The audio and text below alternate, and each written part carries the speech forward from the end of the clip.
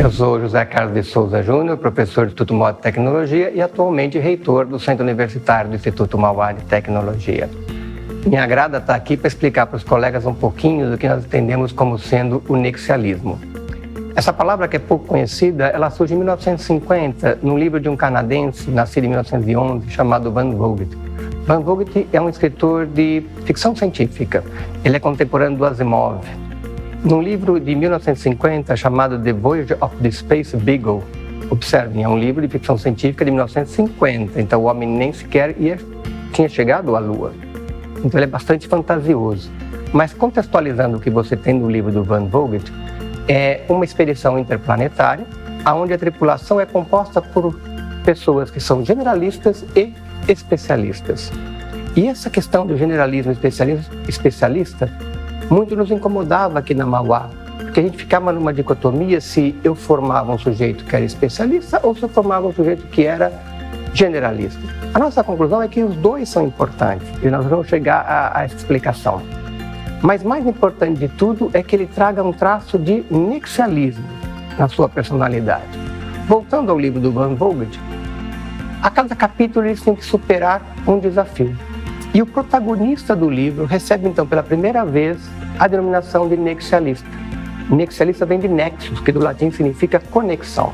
Esse protagonista do livro ele tinha a habilidade de reconhecer na tripulação quais eram as especialidades e generalidades que ele precisava para resolver um determinado problema daquele capítulo. Ele montava as equipes então funcionavam muito bem sob a orquestração desse nexialista e eles superavam o problema. No capítulo seguinte, um novo problema, uma nova formação de equipe. Então veja que ser especialista ou generalista, ambas coisas são tão importantes quanto. Mas mais importante do que isso é você trabalhar em equipe, você trabalhar de uma forma colaborativa. E o nexialismo traz a principal formulação para isso, para fazer essas conexões. Então hoje o nosso aluno, lhe é permitido, de acordo com a jornada que ele escolhe aqui dentro, em se formar como especialista ou se formar como generalista. Mas mais importante de tudo é que ele traga o traço do nexialismo. O nexialismo, estudando um pouquinho mais a fundo sobre ele, a gente acabou indo para a biologia evolucionista. A gente procurou, na formação da vida, que a gente entende como sendo um processo bastante empreendedor e inovador, uma explicação para o nexialismo. E estudando a biologia evolucionista, 2 pontos nos chamaram a atenção. O primeiro é que toda a vida, do modo como nós a conhecemos, tem por base o elemento carbono. A pergunta que pode aparecer é por que o carbono, se ele não é nem de perto o elemento mais abundante que você tem no universo? Porque o carbono ele é o elemento que melhor faz conexões. Quando a gente lembra da tabela periódica e lá do curso do 2º grau, ligações duplas e triplas ninguém faz como o carbono. Então o carbono permite se conectar a outros elementos de maneiras muito mais complexas que deram origem à vida. O nosso aluno ele deve trazer esse traço de carbono. Se ele não é o carbono propriamente dito, que pelo menos ele entenda a importância de se conectar a um carbono. Uma coisa do carbono bastante interessante, se você parar para pensar, pensa num diamante, que basicamente é carbono. Ele é translúcido, ele é um dos elementos mais duros que você tem e ele é totalmente isolante elétrico. Agora, o mesmo carbono ele pode se recombinar e se transformar em grafite, um elemento mole, opaco e altamente condutor de eletricidade. Então, o nexialista ele traz essa flexibilidade.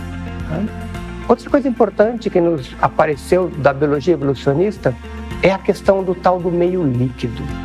Toda a teoria evolucionista levada a séria, ela acontece no meio líquido, na tal da sopa primordial. Ela não acontece no meio sólido e nem no gasoso. Por que disso? No sólido, as ligações já são tão perenes, já estão tão bem estabelecidas, que dificilmente você consegue novas conexões. Então a inovação não aparece. É o que a gente chama de ordem. O gasoso é o caos. No caos, essas ligações são tão tênues que é muito fácil criar novas combinações. Só que eu não tenho a perenidade necessária para que elas ganhem complexidade. Elas acontecem, mas logo se desmontam. Aqui na ordem, eu tenho as grandes empresas que por vezes têm regras tão rígidas que não permitem que a inovação surja. Aqui no caos, às vezes eu tenho ambientes que tentam ser tão inovadores que na verdade colocam todo mundo o tempo todo conversando, trocando ideias, mas essas ideias acabam não se tornando realmente soluções para a sociedade. O meio líquido é justamente o meio termo, é o equilíbrio entre o sólido e o gasoso. E é isso que a Mauá tenta ser. Ela cria esse meio líquido de oportunidades para os nossos estudantes. Isso reflete não só na filosofia do ensino, mas toda a infraestrutura do centro universitário. Então, ser o meio líquido, ter no mindset o traço do nexialismo é o que vai fazer o profissional do futuro.